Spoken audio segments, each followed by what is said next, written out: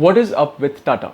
Tata is one of India's oldest manufacturers and has quite a bit of achievements down its sleeve. It started making trucks with Daimler-Benz in the name of Tata Benz all the way up to saving JLR from bankruptcy, and is probably India's most innovative car brand.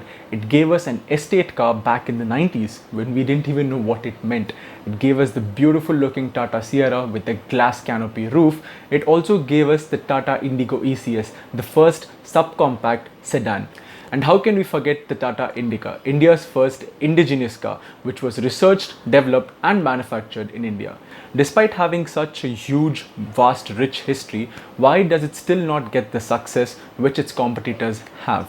A non-Indian car manufacturer comes in 2019 and launches a car and manages to sell twice as many as Tata in that respective segment, the Kia Sonet, despite the Tata Nexon being more powerful, more torquey and more safe. Why do you think this happens with Tata despite being in the limelight? It's mainly because of two main reasons: its brand image and the timing of its product launch. How can a car company with such rich history and innovation have a branding image problem? With the dawn of the 21st century and the introduction of internet, India was booming. There were IT parks, theaters, malls, tourists, travelers, professionals everywhere. And along with that came one of the most fuel efficient and reliable cars, the Tata Indica. This frugal, fuel efficient, reliable car was being used for taxi. Now this is where things start turning north for Tata. 90% of these professionals were traveling, and they were traveling via cab. By the early 2000s, 8 out of 10 cabs on the road were Tata Indicas. These Indicas were more reliable and fuel efficient than the cars they were replacing, the Ambassador and the Padmini. They were wider and spacious than their competitors, the Santro and Wagoner. So it was a no-brainer for these taxi fleet operators. It also lived up to the challenge of Kitna Deti Hai. You see, the Indica gained so much popularity that Tata even launched a special cab version, the Indi Cab with a B. And this success wasn't isolated to the Indicas. There was an Indigo ECS and the Tata Sumo, which at a time could seat about 11 people.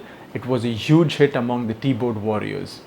So when time came for these professionals to buy their own personal cars, most of them didn't even consider Tata. Because one, they were in these cars most of their life and wanted a change out of it. And two, in their mind, in their subconscious, they related the logo T to that of a taxi.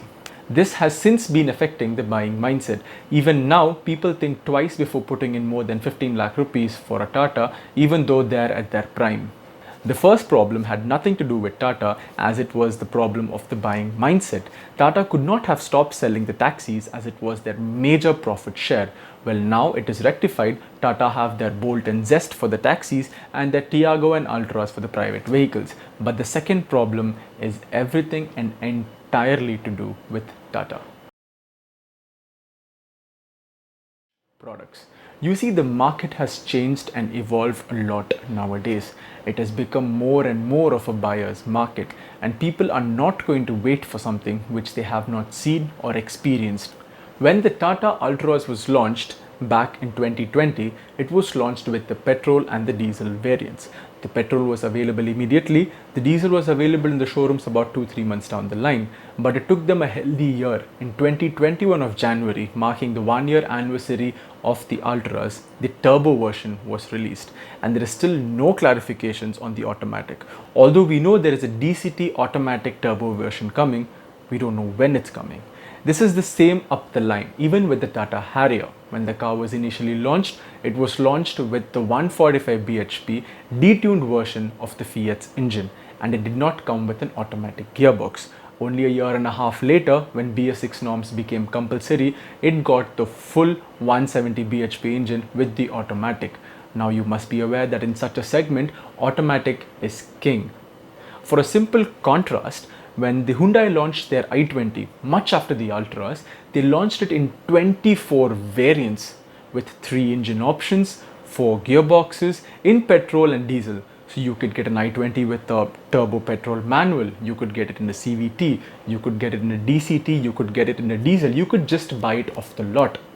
But with the Ultras, if you drive the petrol variant and you want more power, you just had to wait for a year. Now if you want an automatic, nobody knows how long you have to wait. It is presumed that the automatic will be launched in the upcoming Diwali festive season. So except for the hardcore Tata fanboys, nobody is going to wait for about a year without any solid updates. In fact, 90% of the buyers are just going to go opt for the next best option. So in fact, Tata itself are pushing their buyers for the next best option. Well, Tata has aced its product lineup, but how does it ace its branding? Well, it should go on a date with Suzuki. About 90% of Indians at a point had owned Suzuki, and about all of us have had a Suzuki in our family.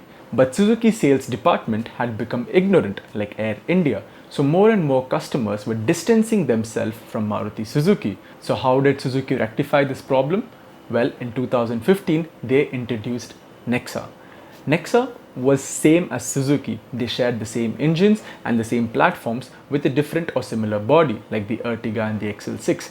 But where the difference was is in their experience. Their showroom was like a mini 3-star restaurant. They had separate coffee bars, they had digital appearances for their accessory selection, and their staff was well trained and friendly. In fact, one of the initial criteria for getting a job at Nexa was you could not have worked in any Maruti Suzuki dealership. So once Nexa is sorted out, Maruti is turning inward and upgrading their showrooms to something called the Arena. They are upgrading their sales department team to give their customers a better experience. Similar things have been done by other manufacturers like Mahindra and their Prime Zone for their premium SUVs and Hyundai. I strongly believe Tata should follow suit and confine a particular space in their existing showrooms for their high impact and premium cars, and also have separate high quality trained staff for these particular products. So this medieval mindset of the T relating to a taxi can be removed from their consumer's head. The second and most important thing is Tata is ought to launch their entire product portfolio at once. Gone are the days where people are going to wait a year or two for their ambassadors. We are in a day and age where people are buying cars with a click of a button. Car manufacturers along with other people are upgrading to virtual platforms. Making the consumer wait is not to work in Tata's favor.